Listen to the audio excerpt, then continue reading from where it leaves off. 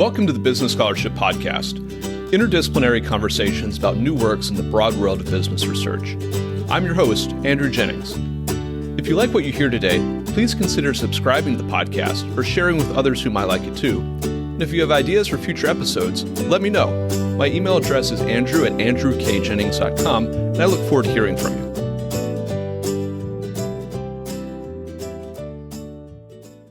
Our guest today is John Rice, visiting assistant professor of law at Duquesne University. We'll be discussing his article, Rainbow Washing, which is forthcoming in the Northeastern University Law Review. I'll add a link to the article in the show notes for the episode. John, welcome to the Business Scholarship Podcast. Thank you for having me. I'm glad to be here, Andrew.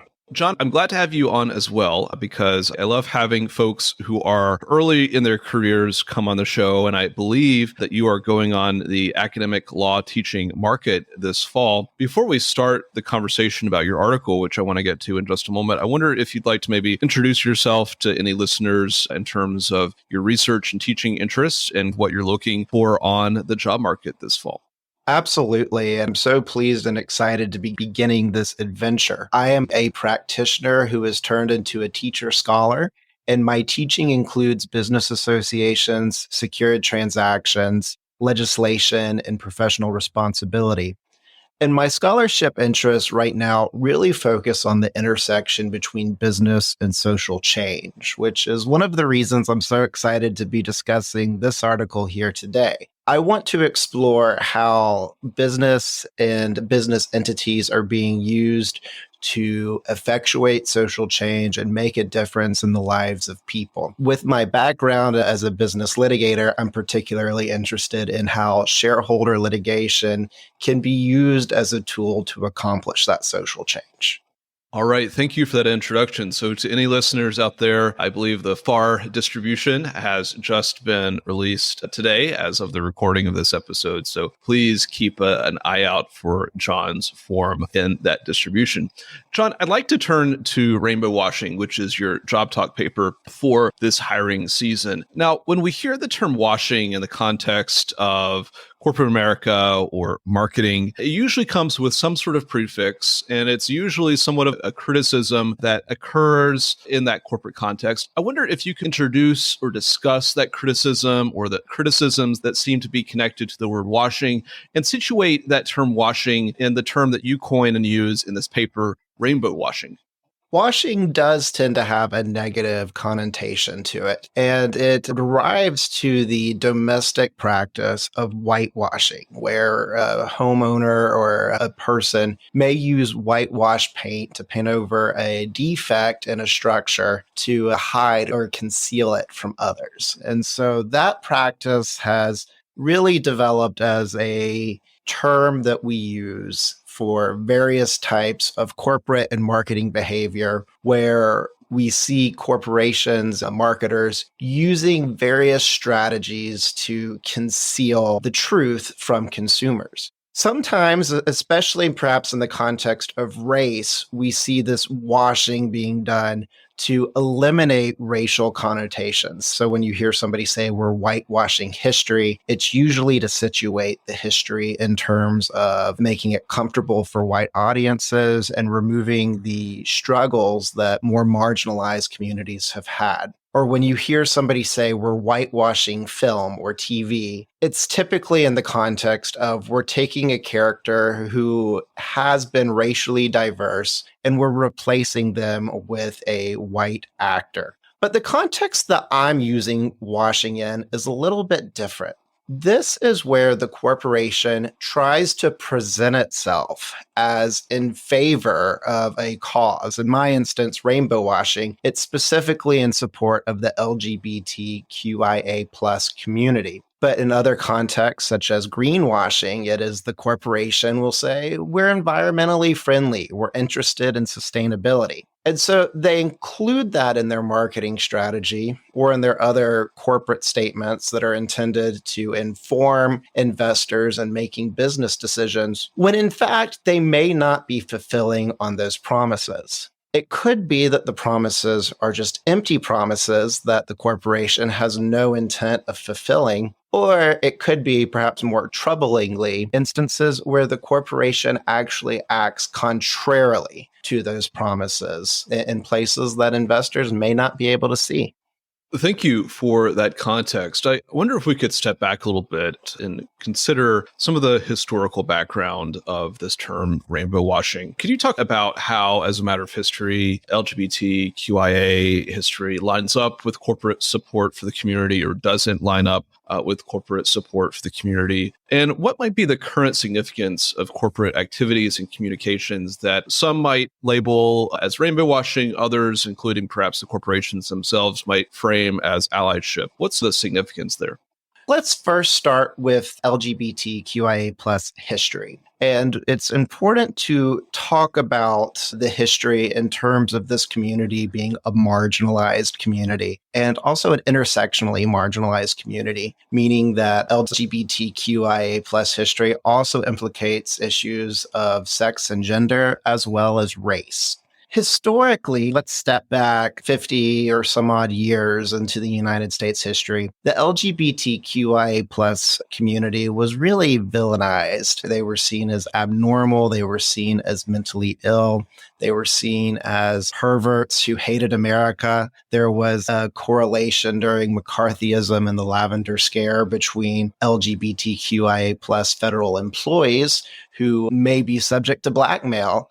During this time, with the community being villainized, it became very difficult for the community to have social standing. Homosexuality was criminalized in many communities, including New York. On the night of June 29th, 1968, at the Stonewall in Greenwich Village in Manhattan, there was a police raid of a known LGBT bar. This time, this was one of many raids that had been taken out that was really a form of harassment and discrimination against the LGBTQIA plus community. This raid actually sparked a riot that took a number of days, and people came out to fight the police who had been engaged in such oppressive conduct against the LGBTQIA plus community.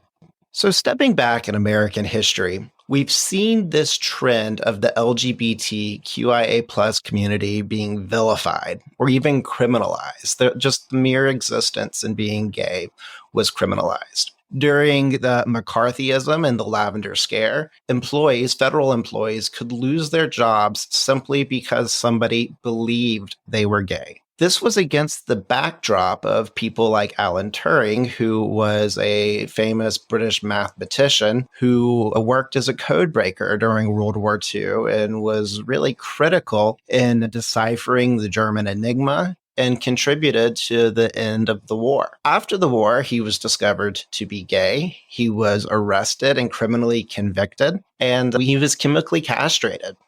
He later died by suicide. This demonstrates the way that the LGBTQIA plus community was treated by society. And it shows how this community had to be forced to hide, to deny who they were, and if they were seen, they were vilified.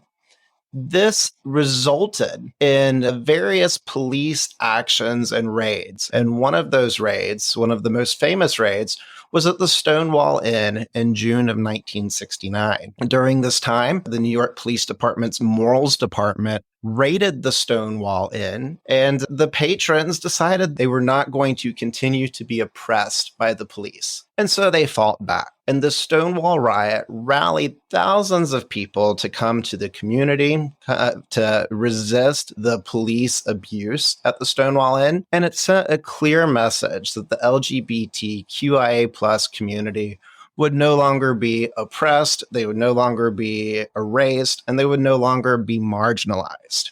Stonewall was not the only significant moment in the gay liberation movement, but it was seen as a turning point. The Stonewall riots really marked the first Pride. And since Stonewall, every year in the United States, the LGBTQIA plus community has recognized June as Pride Month as an opportunity to both celebrate the accomplishments that the gay liberation movement has achieved, while also recognizing the work left to be done.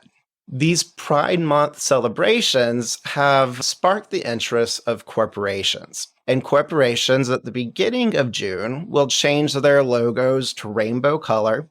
They will announce support of the LGBTQIA plus community, and they will use Pride as an opportunity to market their products and services and turn a profit. However, at the end of Pride, the logos go back to being the same. The vocal support of LGBTQIA plus issues may disappear, and it's business as normal until the next June. This raises issues that the corporations are proclaiming statements of support for the LGBTQIA plus community for the purposes of making a profit, getting members of the LGBTQIA plus community to purchase the corporation's products or services, and also soliciting members of the community and their allies to become investors in the corporation, based on the idea and the appearance of support for LGBTQIA plus rights and equality. This becomes problematic when the very same corporations that are proclaiming support for the community are also doing things like making political contributions to politicians who are hostile to LGBTQIA plus issues, corporations that have discriminatory workplace policies, or corporations that ignore harassment and discrimination against the LGBTQIA plus community within the workplace. In your paper, you analyze this issue of rainbow washing, or this criticism of rainbow washing, in light of state corporate law and federal securities law. I wonder if you could talk about the significance of the rainbow washing criticism in light of those two areas of law. Are companies doing something or failing to do something that they said that they would do? Are they failing to live up to some explicit or implicit promise, perhaps, that they're offering that might raise concerns in terms of their state corporate law or federal securities law compliance? The fundamental problem of rainbow washing is deception. And particularly, this is deception to a vulnerable group of people who are hopefully making decisions in accordance with their social values and choosing to invest in corporations on the premise or on the belief that the corporation shares their social values and will act in furtherance of it. This becomes problematic and gets us into state fiduciary duty law and securities law, because people are investing in corporations and giving money to corporations who are in turn using that money to engage in conduct that runs afoul of the individual's social values that they were investing consistently in. And so in my paper, I analyze this dissonance, this deception, in terms of state fiduciary duty law and securities fraud law. I start with Delaware state fiduciary duty law because so many public corporations are incorporated in Delaware, and Delaware has such a prominent role in setting the tone for corporate law throughout the country. And so I specifically look at Delaware law and the duty of loyalty. Under this duty of loyalty, there are a couple of different theories for how rainbow washing may expose directors and officers to breach of fiduciary duty. The first is under a theory of bad faith. And bad faith really comes in a couple of different ways. The duty of loyalty requires that the directors act with an undivided and an unselfish loyalty to the corporation, and that they act in the best interest of the corporation. This duty of loyalty is owed both to the corporation and to the shareholders. And when the directors or the officers are engaged in deceptive conduct, they may be liable for engaging in bad faith. I have two theories for how rainbow washing could be bad faith. And the first requires us to look at the Walt Disney derivative litigation.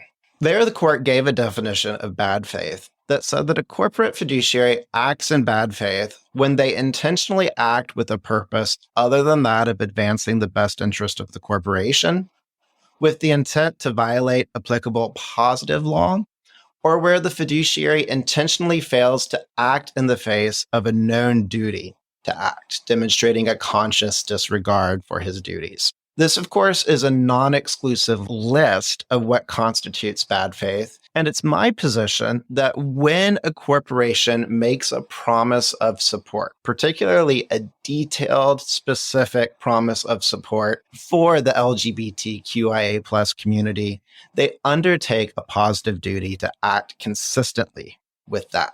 Failure to act consistently with the promises that they have made is bad faith under this Disney case law. Additionally, directors may expose themselves for liability under Caremark, under a classic Caremark claim, where the directors have failed to oversee the corporation and they have failed to implement a system that would have brought the violations of law to their attention. Here, my theory is that under Caremark, directors have a duty to supervise the statements that are being made, the representations that they are making to investors to get investors to invest in the corporation. And they have a duty to supervise that in light of everything else that they are doing. So if on the one hand, the corporation is making statements in support of the LGBTQIA plus community, while on the other hand, they're making political donations to anti-LGBT politicians, they're engaged in discrimination or harassment, or they're ignoring discrimination or harassment, the board has failed to monitor its business to make sure that we are avoiding these types of conflicts and these violations of law. With violations of law, that raises the prospect of litigation, and you review and consider that prospect in the paper. What might litigation in the context of rainbow washing look like, and what challenges would litigants face if they were to bring that sort of litigation? Shareholder litigation itself is always difficult. It's the Delaware courts and courts across the country have carved out an uphill battle for shareholder litigation.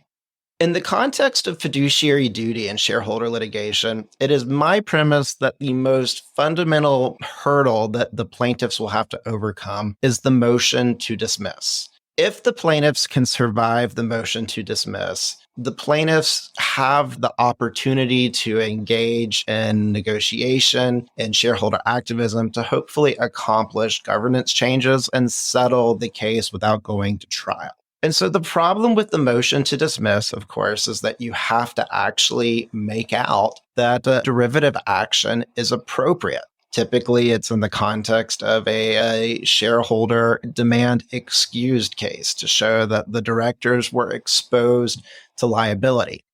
And so you have to establish that there is a potential breach of fiduciary duty. One of the breaches is the bad faith that I've just discussed. There's another breach of fiduciary duty that comes from a line of cases called Malone versus Beercat. This is where the Delaware Supreme Court recognized that directors, under their duty of loyalty, they have a duty of candor and a duty to deal honestly with the shareholders. These are not separate fiduciary duties, but this is a way that the fiduciary duty guides how directors act. And so this gets us back to the deception that is the problem of rainbow washing. And the directors are deceiving the shareholders and potential investors into believing that the corporation is engaged in support of the LGBTQIA plus community, when in fact they are not. In addition to shareholder derivative litigation, there may be potential for private actions under federal securities law, and particularly under Rule 10b-5 and 14a-9 if the statements are made in proxy statements.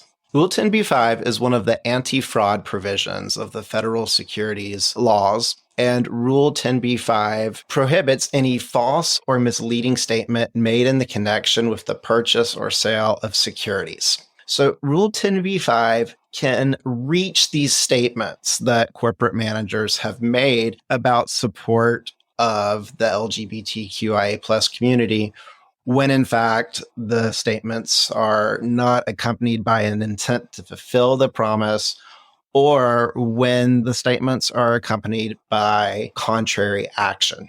Now, claims under Rule 10b-5 require that the plaintiff prove that the statement or the omission was manipulative or deceptive, that it was made in connection with the purchase or sale of a security, and that it was made with scienter. Additionally, plaintiffs bringing private actions must prove standing, reliance, causation, and damages. In my paper, I focus specifically on whether these statements were false statements of material fact made with scienter. And that is what I think is most important for purposes of surviving a motion to dismiss. The harm, the loss causation, and the transactional causation is relevant and important, but it's not typically something that is appropriate to be decided on a motion to dismiss. And so my focus is on whether the statement was a statement of fact, whether the statement was about a material fact, and whether it was made with scienter. The challenge that many of these actions have encountered in courts is that the courts will look at statements that a corporation makes saying, we are committed to diversity. We are committed to equality. And the courts will say, this isn't really a statement of fact. This is puffery. This is aspirational. And it can't give rise to liability under Rule 10b-5. I push back on this claim in my paper, and I say, this is not the quick answer to the question. We need to do a little bit more work. The Supreme Court has recognized that securities fraud can be found in statements of opinion and in statements of forward-looking projections. The Supreme Court has also rejected the idea that materiality can be decided by a bright line rule. The Supreme Court has said that to be material, a statement must be a statement of fact that relates to something that is important to a reasonable investor, that a reasonable investor would consider important in making a business decision, or alternatively, information that would alter the total mix of the information available to the investor. So that Supreme Court decision was TSC, and it was decided in 1978. And since 1978, the materiality standard has really been treated by courts as a rough proxy for financial information, under the assumption that the reasonable investor really only cares about making money. My paper explores the idea that this may not be true. We see changes in investor behavior along the lines with the ESG movement, with socially responsible investing, and also with generational shifts that investors today care about more than just profit.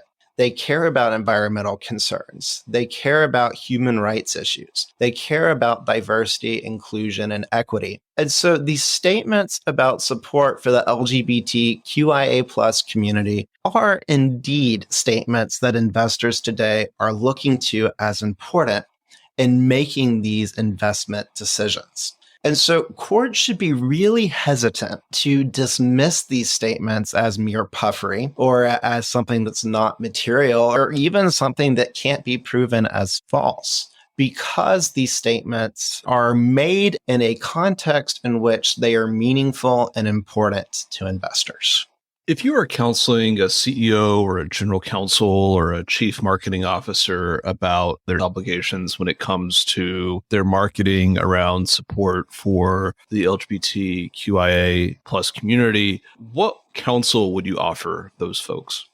I think the most important thing that I would say is that no statement is better than an empty statement. And so if a corporation wants to make a pronouncement that it is committed to diversity, that it supports the LGBTQIA plus community, I would counsel the corporation to root it in fact and to be able to demonstrate that this is a commitment that is evident throughout the entire year, not just June, that there are procedures in place when we think about Caremark, that there are procedures in place to make sure that political donations are monitored, that workplace policies are reviewed to make sure they are equitable, and that discrimination and harassment suits are handled seriously. I would encourage directors and officers to be mindful that this is not just cheap slogan that you can put in your statements to attract support, but it's actually a commitment to a community that has been historically marginalized and that knows what it means to be marginalized and that deserves equality, dignity, and respect under law and under corporate treatment. So, if a corporation wants to proclaim that it is dedicated to LGBTQIA plus equality, they need to be ready to back it up with action, and they need to be honest in the way that they discuss it. A good example is that CVS has a statement on its website that says, "We support the Equality Act," which is legislation that would extend the Title VII of the Civil Rights Act of 1964 to prohibit discrimination on the basis of sexual orientation and gender identity. However, what CVS doesn't say is that they've also donated quite a bit to candidates who have vocally opposed this act. Now, I'm not here to say that CVS shouldn't be making political donations. I'm not even here to say that CVS shouldn't be making the donations that they're making. What I'm here to say is that CVS needs to be candid about it with its investors. So if CVS wants to say that it is dedicated to the Equality Act and supports the Equality Act, CVS also needs to communicate that this is not the only thing that they consider important when making political donations, and that they're also donating to candidates who have opposed the act. And so my recommendation to CEOs and to boards would be to root what you say to what you do. In other words, if you're going to talk the talk, you need to be ready to walk the walk. What key takeaways would you like listeners to have from this article and the interview? And are there open questions you hope to explore in the future? One of the most open questions that I found really interesting as I was doing this work is trying to figure out what the damages for rainbow washing might be. In some instances, they're going to be easy to calculate, where perhaps instances of rainbow washing come to public light and it results in a loss of stock price, it results in employees leaving, or it results in measurable financial harm to the corporation. But even in the absence of financial harm, the mere act of deception and the violation that occurs here seems to me to be something that the law should recognize and provide some sort of remedy for.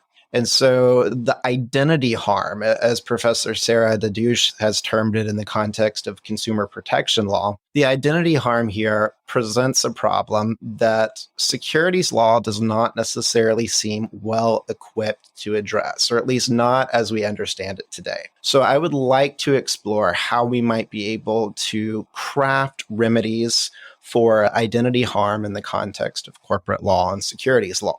I think my takeaway from this conversation is the power that shareholder activism has to effectuate change in corporate law and in corporate governance to make a better world. Here, perhaps the most important thing that could come out of rainbow washing litigation is that the rainbow washing would stop, that corporations would not engage in deceptive conduct, and that people will not be lured into situations where their money is being used in ways that are contrary to their social investment. So I hope that this article will serve as a call to recognize that investors today are making investment decisions on bases beyond just who's going to make the most money, but they're wanting to do it in a way that is consistent with their social and moral values. And I hope that the law will acknowledge that and will provide relief to investors whose values have been violated.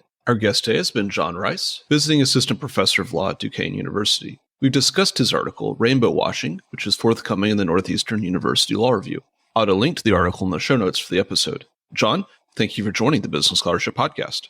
Thank you for having me, Andrew. It's been a pleasure.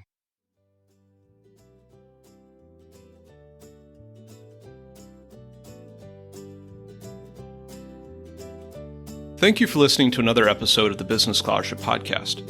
If you like what you heard, please consider subscribing to the podcast or leaving a rating on your favorite podcast app, or let other people know about it too. If you have suggestions for future episodes, please let me know. My email address is andrew@andrewkjennings.com, and I look forward to hearing from you. Until the next time, I'm your host, Andrew Jennings.